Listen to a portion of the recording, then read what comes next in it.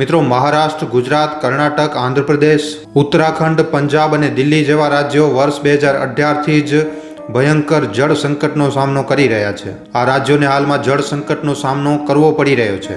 1.4 કરોડની આબાદી સાથે આજે આપણો ભારત દેશ દુનિયામાં સૌથી વધારે આબાદીવાળો દેશ છે.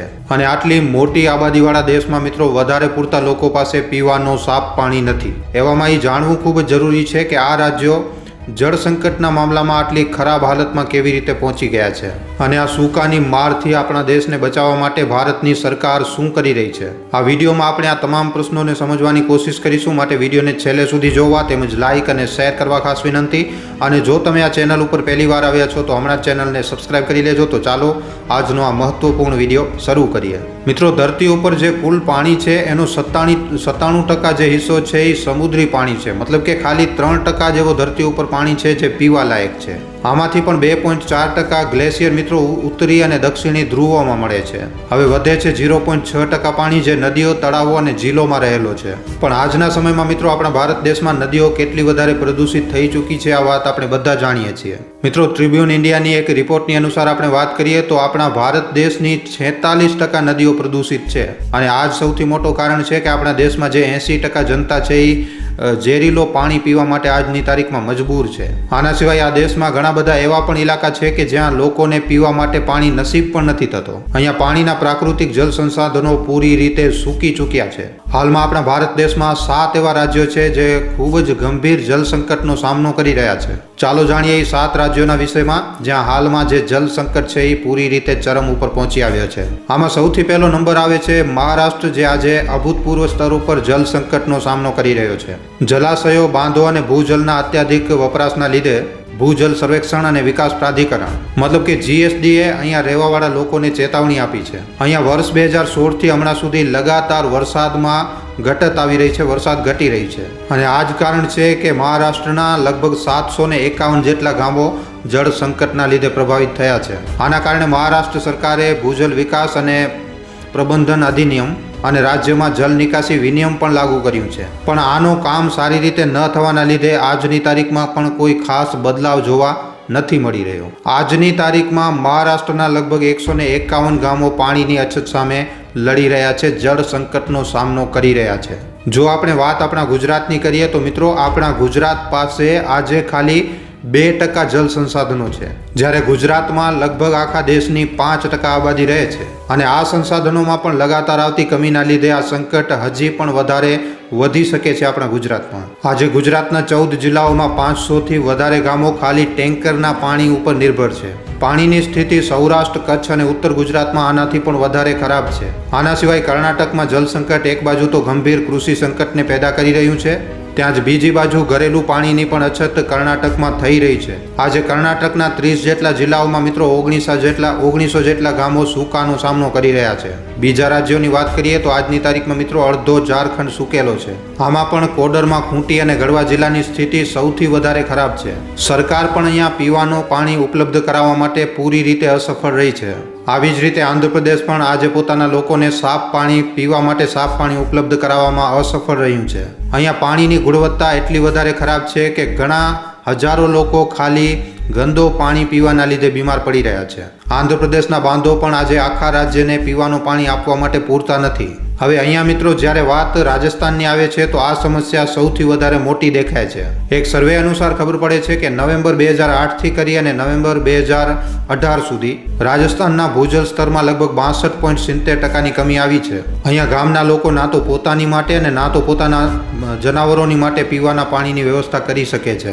આવી જ રીતે ઉત્તર પ્રદેશના બુંદેલખંડ, મથુરા અને અલીગઢ જેવા ક્ષેત્રો છે જ્યાંના તળાવો આજે એકદમ ગાયબ થઈ ચૂક્યા છે અને ત્યાંની ડંકીઓનો પાણી પણ આજે પૂરી રીતે સૂકી ચૂક્યો છે. આના સિવાય દેશના 3 પ્રમુખ શહેરો બેંગલુરુ, ચેન્નઈ અને દિલ્હી પણ અભૂતપૂર્વ સ્તર ઉપર જળ સંકટનો સામનો કરી રહ્યા છે. બેંગલુરુમાં કાવેરી બેસિનની હાલત આજે ખૂબ જ ખરાબ છે. જળ સંકટનો સામનો રાજ્યના ઉત્તરી અને પશ્ચિમી લોકોને કરવો પડી રહ્યો છે.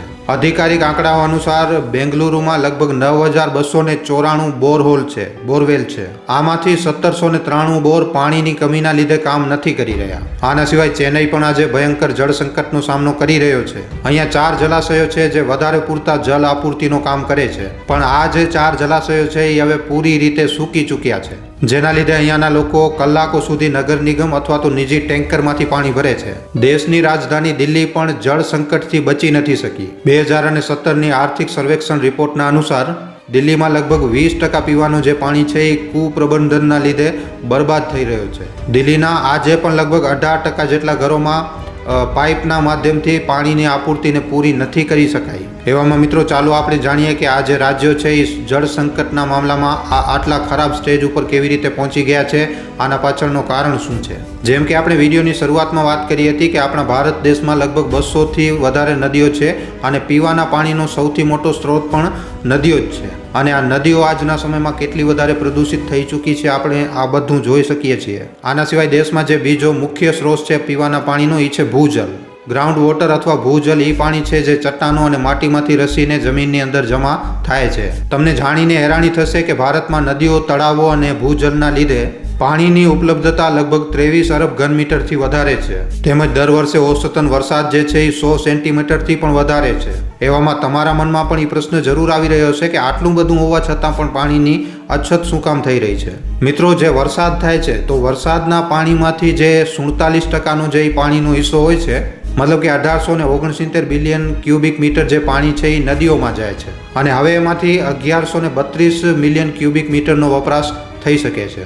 ભારતમાં જલ પ્રબંધક ઉપર ઉચિત યોજનાઓની કમીઓના કારણે આપણા ભારત દેશમાં જે વરસાદનું પાણી હોય છે એ પૂરી રીતે બરબાદ થઈ જાય છે. આના સિવાય મિત્રો ગ્રાઉન્ડ વોટર મતલબ કે જે ભૂજલ છે એ પણ સારી રીતે રિચાર્જ નથી થઈ રહ્યો, કારણ કે આજે હરેક જગ્યા ઉપર કોન્ક્રીટની ઇમારતો છે અને આ જ કોન્ક્રીટની ઇમારતોના કારણે જે પાણીનો જે રિસાવ થાય છે એ ખૂબ જ ઓછો થાય છે. પણ એવી વાત નથી કે આને લઈને ક્યારે કોઈ મોટા સ્તર ઉપર કોઈ કોશિશ જ નથી કરવામાં આવી. વર્ષ 2016માં દિલ્હી હાઈકોર્ટે એક કેસની સુનવાઈ કરતા સમયે જણાવ્યું હતું, કોર્ટે પોતાનો ફેસલો આપ્યો હતો. કોર્ટે જણાવ્યું હતું કે મકાન હોય કે પછી કોઈ સોસાયટી હોય, બધા માટે રેન વોટર હાર્વેસ્ટેડ ડિવાઇસ લગાવવું અનિવાર્ય હશે અને આવું ન કરવાવાળા પાસેથી પાણીની વધારે કિંમત વસૂલવામાં આવશે.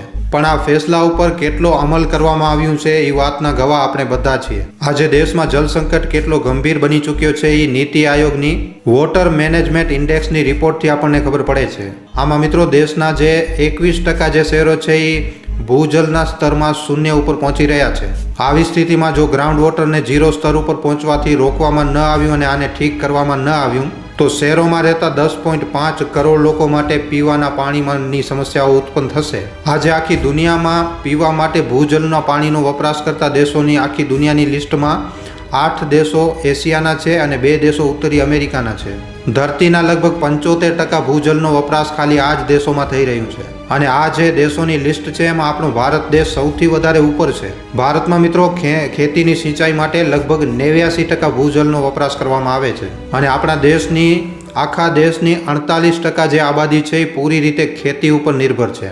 પાકની સિંચાઈ માટે વધારે પૂરતો ટ્યુબવેલનો સહારો લેવામાં આવે છે અને આના કારણે પાણીનું જે સ્તર છે એ લગાતાર નીચે જઈ રહ્યો છે. જો આ સિચ્યુએશન મિત્રો ડે 0 ઉપર પહોંચી જાય છે તો પાકના ઉત્પાદનમાં ખૂબ જ વધારે મુસીબતો આવશે અને આના લીધે આખા દેશમાં એક ખૂબ જ મોટો ખાદ્ય સંકટ પણ ઊભો થઈ શકે છે. અનાજનું સંકટ પણ પેદા થઈ શકે છે. ભારતમાં જળ આપૂર્તિ અને વ્યવસ્થિત રીતે જળ વિતરણ ન થવાના લીધે ક્ષેત્રીય સ્તર ઉપર પ્રતિ વ્યક્તિ પાણીની જરૂરિયાત અને પાણીની ઉપલબ્ધતા એકદમ અલગ અલગ છે અને આવી જ રીતે પાણીની ખપતમાં પણ એક ખૂબ જ મોટી અસમાનતા જોવા મળે છે. તમને જણાવી દઈએ કે ભારત સરકારે શહેરોમાં રહેવાવાળા લોકો માટે પ્રતિ વ્યક્તિ પ્રતિ દિવસ 125 લીટર પાણીની વ્યવસ્થા કરે છે, જ્યારે ગ્રામીણ ક્ષેત્રો જે છે એમાં મિત્રો આ જરૂરિયાત ખાલી 55 લીટર પ્રતિ વ્યક્તિ પ્રતિ દિવસ છે. પણ આના ઉપર WHOનું પૂરી રીતે અલગ માનવું છે. WHOના અનુસાર હરેક દિવસે મિત્રો એક વ્યક્તિ માટે ખાલી 25 લીટર પાણી જ ઘણું છે. આના ઉલટામાં જો આપણે દિલ્હીની રિપોર્ટને જોઈએ તો મિત્રો હરેક વ્યક્તિ પ્રતિ દિવસ 272 લીટર પાણીનો વપરાશ કરી રહ્યો છે. તમને જાણીને હેરાની થશે કે આખી દુનિયાભરમાં પાણીના ઉપયોગની જે સીમા નક્કી કરવામાં આવી છે, તમને જાણીને હેરાની થશે કે આખી દુનિયામાં પાણીના વપરાશની જે સીમા નક્કી કરવામાં આવી હતી એમાં આ જે છે એ સૌથી વધારે છે. વૈજ્ઞાનિકોનું એમ માનવું છે કે ભૂમિનું જલભરણ પૂરી રીતે ન થવાના લીધે જમીનની જે નમી હોય છે એ નમી ખતમ થઈ રહી છે અને આના કારણે દેશમાં સૂકો વધી રહ્યો છે. ભૂવૈજ્ઞાનિક હલચલ અને પાણીમાંથી જૈવિક કચરાના રૂપમાં નીકળવાવાળી કાળી મિથેન અને બીજી અન્ય ગેસોના લીધે પણ જમીનની સપાટી ઉપર અચાનક આ ગરમીને વધારી રહી છે. હવે મિત્રો, જો સમસ્યા આટલી વધારે મોટી છે તો આપણને એ જાણવું પણ જરૂરી છે કે સરકારનો આ વિષયમાં શું વિચારવું છે. ભારત સરકાર લગાતાર જળ સંકટ સામે લડવાની તૈયારીમાં લાગેલી છે. હમણાં સરકાર હર ઘર જલના પ્રોજેક્ટને 2025માં પૂરો કરવા માંગે છે. યોજનાના અનુસાર કેન્દ્ર સરકારે વર્ષ 2024 સુધી હરેક ઘર સુધી પાણીની આપૂર્તિનો લક્ષ્ય રાખ્યો છે. 2019માં ચાલુ થયેલી આ યોજનાનો 56.14% કામ પૂરો થઈ ચૂક્યો છે. જાન્યુઆરી 2024 સુધી નળ કનેક્શન સુધી પહોંચ રાખવાવાળા ગામોના આંકડા જે છે 108.7 મિલિયન સુધી પહોંચી ચૂક્યા છે. નળના આંકડા. આના સિવાય જળ સંકટ સામે લડવા માટે કેન્દ્ર સરકારે વર્ષ 2019માં તમે જાણતા હશો કે અટલ ભૂજલ યોજના બનાવી હતી. શરૂઆતમાં તમને જણાવી દઈએ કે આ દુનિયાનો સૌથી મોટો ભૂજલ સંરક્ષણ કાર્યક્રમ છે, જેમાં 7 રાજ્યોના 8,237 ગ્રામીણ પંચાયતોમાં આને લાગુ કરવામાં આવ્યું હતું. આની સાથે સાથે સરકારે 50,000 જલાશયોનું નિર્માણ કરવાનો પણ ફેસલો લીધો છે. આનું નામ છે અમૃત સરોવર, જેને 24 એપ્રિલ 2022માં શરૂ કરવામાં આવ્યું હતું. આ પ્રોજેક્ટને લઈને સરકાર ખૂબ જ વધારે આશાવાદી છે. પ્રોજેક્ટમાં હરેક વોટર બોડી 1 એકરની હશે, જેમાં 10,000 ક્યુબિક મીટર વોટર જે છે એ હોલ્ડ કરવામાં આવશે. સરકારે જલ સંરક્ષણ ઉપર કેન્દ્રિત જલ શક્તિ અભિયાન પણ ચાલુ કર્યું છે. જલ શક્તિ અભિયાનની શરૂઆત વર્ષ 2019માં catch the rain when it's ફોલની થીમ સાથે શરૂ થઈ હતી. આ પ્રોજેક્ટ ગામો અને શહેરોમાં વરસાદ જલ સંરક્ષણ ઉપર કેન્દ્રિત છે. પ્રી મોન્સૂન અને પોસ્ટ મોન્સૂન દરમિયાન રેન વોટર જે હોય છે એનો બરોબર રીતે વપરાશ કરવામાં આવે છે. અને આવી જ રીતે કૃષિ સિંચાઈમાં પણ વધારો કરવા માટે સરકાર લગાતાર પ્રયત્નો કરી રહી છે. અને આમાં પણ પ્રધાનમંત્રી કૃષિ સિંચાઈ યોજના જે છે એ સૌથી મુખ્ય છે. આ પ્રોજેક્ટ વર્ષ 2015-16માં લોન્ચ કરવામાં આવ્યું હતું, જેના લીધે ખેડૂતો સુધી પાણી પહોંચી શકે અને ખેતીમાં પાણીનો જરૂરી રીતે ઉપયોગ થઈ શકે. આવી રીતની યોજના ખેતીમાં પાણીના કમીને સોલ્વ કરવામાં ઉપયોગી સાબિત થઈ શકે છે. બસ મિત્રો, આપણને સમજવાનું ખાલી એ છે કે પાણીની જે સમસ્યા છે એ ખૂબ જ વધારે મોટી સમસ્યા છે અને આના માટે લગાતાર અને વ્યાપક પ્રયાસોની જરૂર છે. રાષ્ટ્રીય અને આંતરરાષ્ટ્રીય સ્તર ઉપર આ દિશામાં મિત્રો થોડાક સફળ કાર્યોથી આપણે શીખી તો જરૂર શકીએ. તો મિત્રો, જળ સંકટના આ વિષયમાં તમારા શું અભિપ્રાય છે, આના ઉપર તમારું શું કહેવું છે, નીચે કોમેન્ટ સેક્શનમાં લખીને જરૂર